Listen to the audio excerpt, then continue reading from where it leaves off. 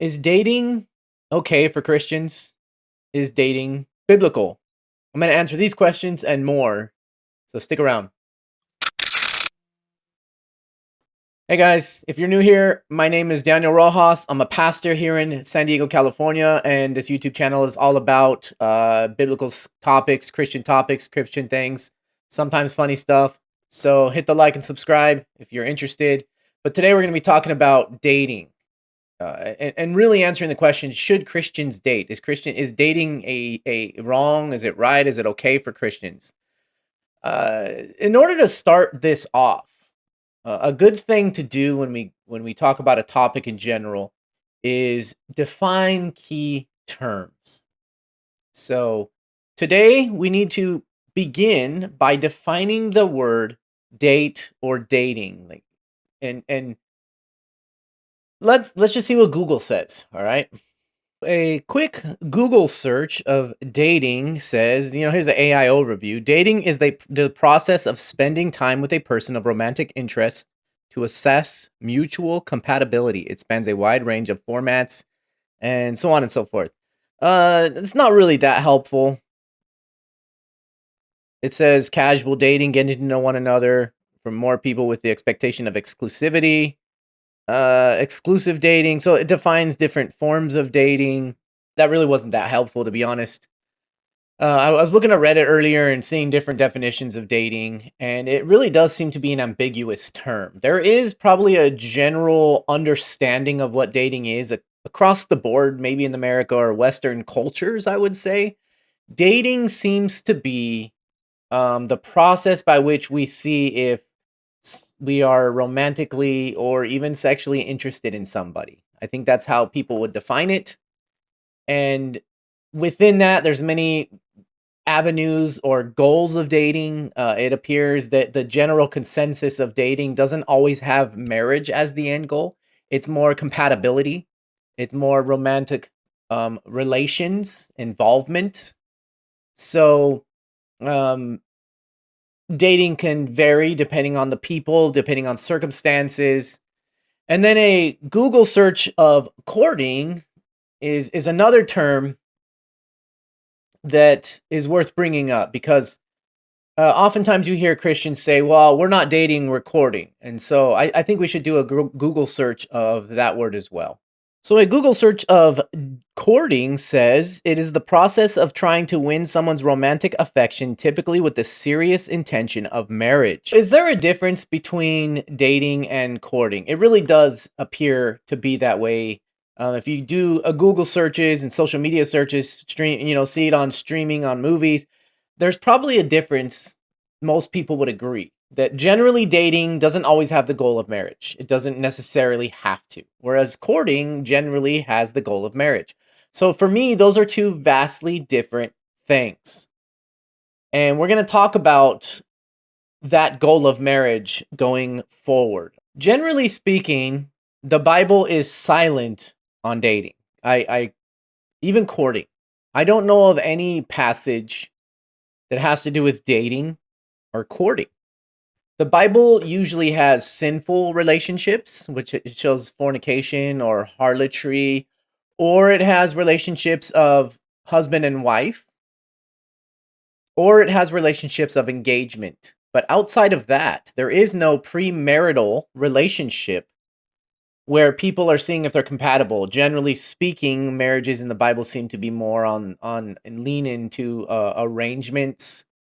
And so really, the Bible's just silent on dating. So we have to use our best guess as to what dating is, what courting is, and why it exists. Why is it something good or bad? I want to get back to what I was saying earlier about the goal of marriage. I believe the Bible is pretty solid and pretty sound on marriage must be the goal. Okay. So all sexual relations outside of marriage are called fornication. That is a word that speaks of all sexual relations outside of marriage. There's plenty of Bible verses on that word, and so especially any sexual relationship outside of marriage, that's already sinful. And then if we're talking about courting and dating, then for the purpose of marriage, for now we're going to use both terms. I'm going to figure out later which one's better, which I kind of already have it in my mind that courting is probably the better case. But ultimately, however you want to define it, it needs to work towards marriage. And why is that important? How do we define marriage then? Let's let the Bible define marriage for itself. So Malachi 2:14 actually sort of defines marriage. Here, God is rebuking the people of Israel in general. And then he gets to this point and he says, "You ask why? It is because the Lord is the witness between you and the wife of your youth. You have been unfaithful to her, though she is your partner, the wife of your marriage covenant." There's that word, covenant.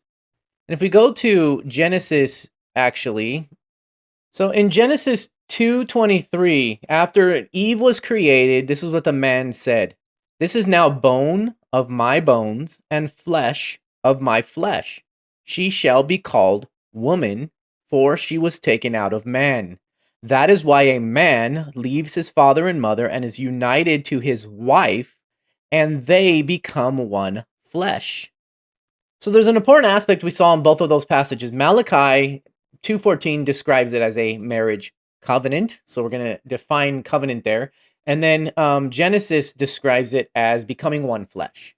Those are two important aspects of marriage. So let's go to let's cover the Genesis one since it's in order of the Bible. One flesh speaks of sexual relations. That's what it speaks of. They're becoming one in sexual relations. But it's more than that, because to become one flesh also means uniting. There's a uniting. You see that? This is what the Bible describes. So the reason why it says a man shall leave his father and mother is, generally speaking, throughout the ages, a man should be the head of the house. And so I think that's the biblical understanding there. The man is the head of the house, the husband, the father. And he can't do that if he's still living in his own parents' house, because then his dad would be the head of the house. So he has to go out away from his family, become the head of his own house, and then he is joined with his wife, or he has a wife. And so he is the head of his own house. And that's very important, because now becoming the head and joining with his wife, they are being unified into one unit, one family unit. They're becoming one flesh. Specifically, one flesh. They are as one. They are going to live as one. They are going to have sexual relations. They're going to be united as one. And this is under, according to Malachi, a covenant. And we need to understand the word covenant. It is similar to a contract. Basically, the Hebrew word is no different than a word for contract. Okay, but when we talk about marriage covenants, there is something vastly different than just a contract. And so I do like to differentiate between a regular covenant or contract and a biblical covenant. So generally, a contract is two parties with a mutual agreement for both benefits. Both people get a benefit. Somebody usually gets money, somebody gets a product, whatever it may be. Even today, we have those. Whereas the covenants in the Bible, generally speaking, have to do with oath keeping and are relationship focused. You see the difference? So a contract is not about the relationship between two people, generally speaking. It's about a mutual agreement. When that agreement is met, the contract could end. Not all contracts are meant to end, but some could end. But generally, it's so that both parties receive whatever benefit from the other party by being in this contract. Marriage is different, in the covenant of marriage, and all covenants in the Bible really is there's a promise made. There are vows made, like when God vows to not flood the world again by Noah, he made a covenant with Noah. When God makes promises to Israel, they're in the Old Testament, the Old Covenant. When a husband and wife promise to love each other till the day they die, they're vowing themselves to each other, and those vows are under God. So actually, this is something I like to say when I wed people, is that a marriage actually has three parties: the husband, the wife, and God. You have the husband and wife who are united, and they are making their vows before God as their witness and the authority who will hold them accountable. So we have the three. Those are very important for marriages. And so what's the point of the marriage covenant? The marriage covenant is so that the two are united as one flesh, as living fully for the rest of their lives as one flesh. Why is that important? Because God is a covenant keeper. When God makes promises, he intends to keep his promises. When he makes promises to Israel, God keeps his promises. That's extremely important. And relationships, he's inviting us in to relationship with him that is based on his promises and his oaths. So we can always trust then when we are in a relationship with God that he is always faithful on his part. When we say God is faithful, that's what it means, that he will never break his side of the covenant, and he's expecting us to do the same. And marriage is a reflection of that covenant. Okay? So that means marriage is important. So for any couple wanting to live together and have sexual relations and be unified, the goal has to be marriage. Marriage has to be the final goal. So now let's backtrack. When we talk about dating and courting, which one, generally speaking, seems to point towards marriage? If you want to say you're dating as a Christian, but your goal is marriage, sure. If you want to define dating that way, but courting as a whole in Western culture is more ubiquitous term referring to that type of relationship. That it's a relationship that is for the purpose of marriage. That's extremely important. Whatever relationship you are in with another person, I'm going to say a male and female relationship, the goal should be marriage. That should always be the goal. Okay? That's very, very important. In fact, any relationship that is not pursuing marriage should actually not be entertained. You should not be in a relationship with someone romantically that does not have the end goal of marriage, especially as a Christian. I'm talking to Christians here. This is for Christians. If you're not a Christian, obviously this is not for you. You can follow these guidelines. It's generally safer, but this is for Christians. Biblically speaking, you should not be in any relationship that does not pursue marriage or is not having marriage as the end goal. I want to give some general tips or guidelines regarding courting, dating, however you'd want to define it. To me, it doesn't matter if you want to say dating, if you want to define your relationship as dating. I don't care. It's just semantics. But really, what matters is again the commitment aspect, right? When you're in a covenant commitment with somebody, you can't break that covenant. That's extremely important. And so long-term dating, this is my tip number one. Long-term dating or courting is dangerous, very dangerous, and usually leads to sin. I've been a pastor, and I say this with a heavy heart. I've been a pastor for, 10 plus years. I've known many Christians throughout the years, even outside of just being a pastor, just friends and people throughout the time that I've been a Christian. I can count on one hand the amount of relationships that I know where the couple refrained from sexual relations before marriage. And I'm even talking about Christians. In fact, I can only think of two that I know for sure that they did not have sexual relations with one another until marriage. And some I don't know. Some I know for a fact they did. And that's not guessing. I just know for a fact that it happened. Okay, and that's to me not a good thing. Christians, we are called to be holy, and that includes in our relationships. The two relationships that I know of is one that I'm not going to name them, and the other one is my wife and myself. Outside of that, I don't know of any other relationship where they waited that I can guarantee they waited. But I know plenty who didn't, and I know some who, again, like I said, I'm not sure. But that's really heartbreaking. Uh, it shouldn't be that way. And I would say, knowing that, some of the downfalls that I saw was the dating was too long, or the courting, the not being married, or at least getting engaged and progressing the relationship was too long. The more comfortable you get with a person, the more prone you will be to fall into sin with each other.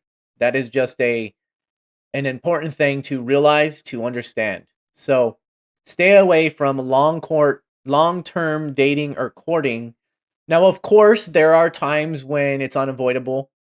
There are times when maybe an accident happens, there's a disability, maybe just things happen. But I think those are rare cases, and generally speaking, when I mean long term, that's different for every person. My wife and I got our dating and engagement was a total of 8 months. And now we've been together for 14 years.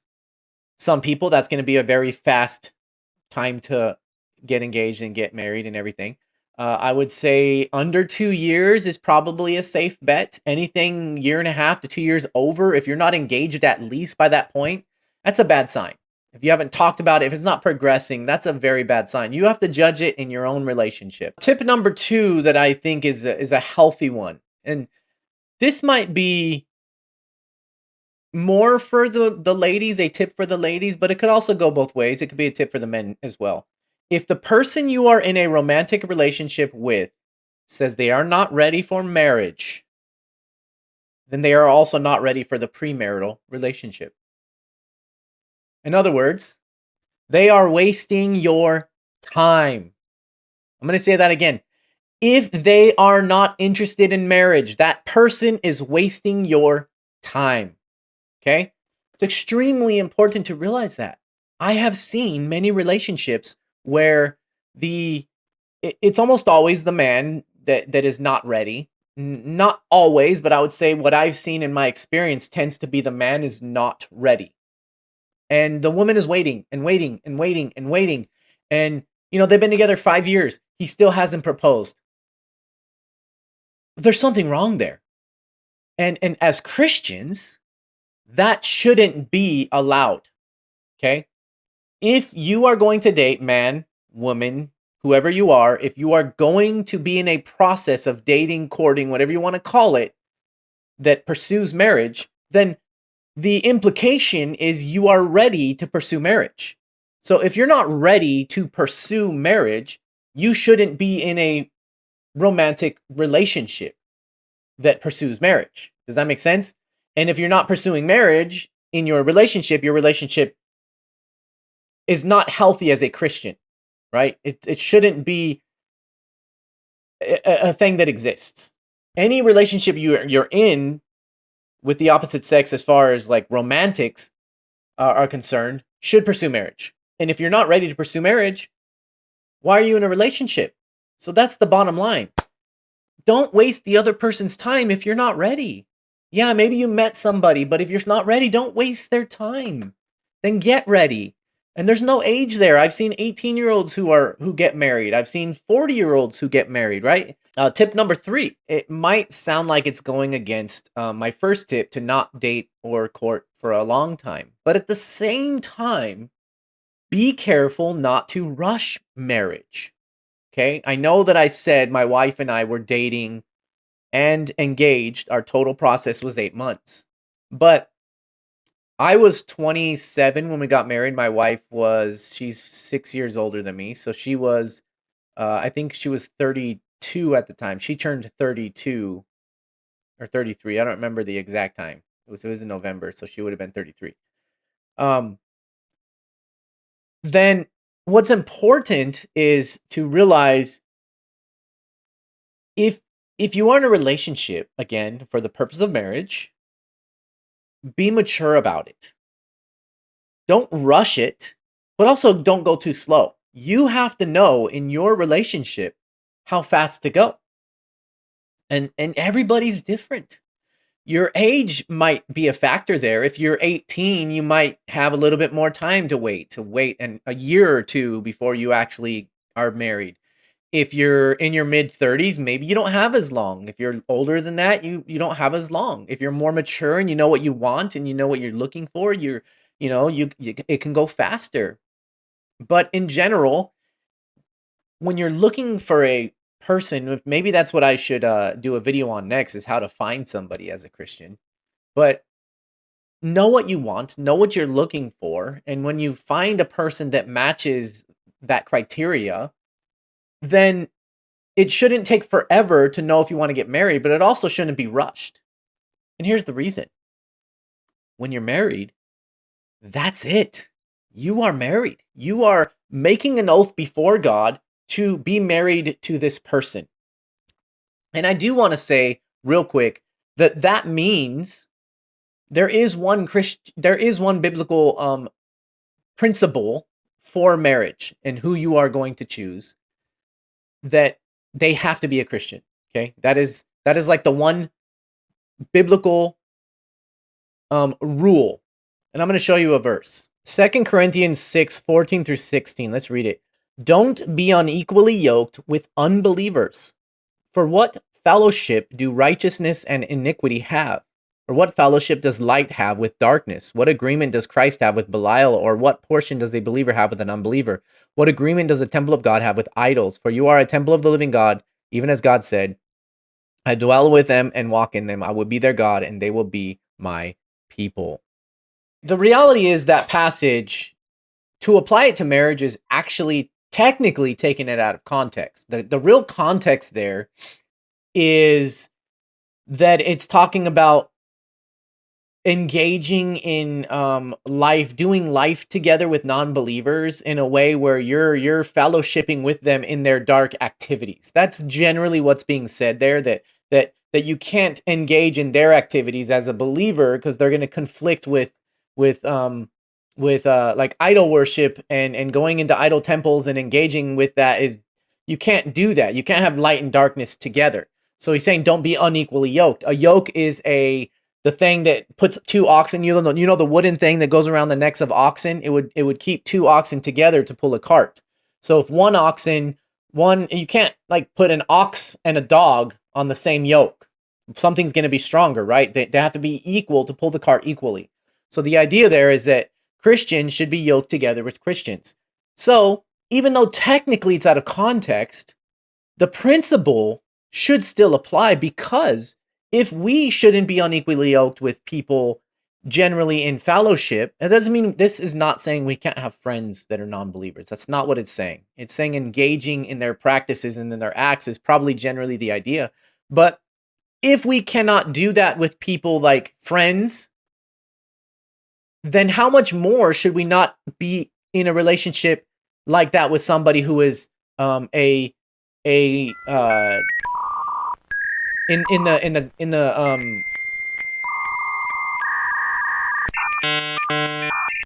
what am I trying to say? How much more should we not be in a relationship with somebody unequally yoked in a deeper, more committed relationship known as marriage? So the principle definitely applies. If it applies to friends, it applies to spouses. It applies to the marriage union. And there's no way you can be unequally yoked in marriage. Now, if you're already married before you got saved, and then you get saved and your spouse is unequally yoked, or your spouse is not a Christian, well, that's a different story. But I'm talking about dating, I'm talking about courting, I'm talking about pursuing marriage. Christian, do not pursue marriage with an unbeliever. I've seen actually many people get pulled away from church for this very reason. And it breaks my heart every time, every single time.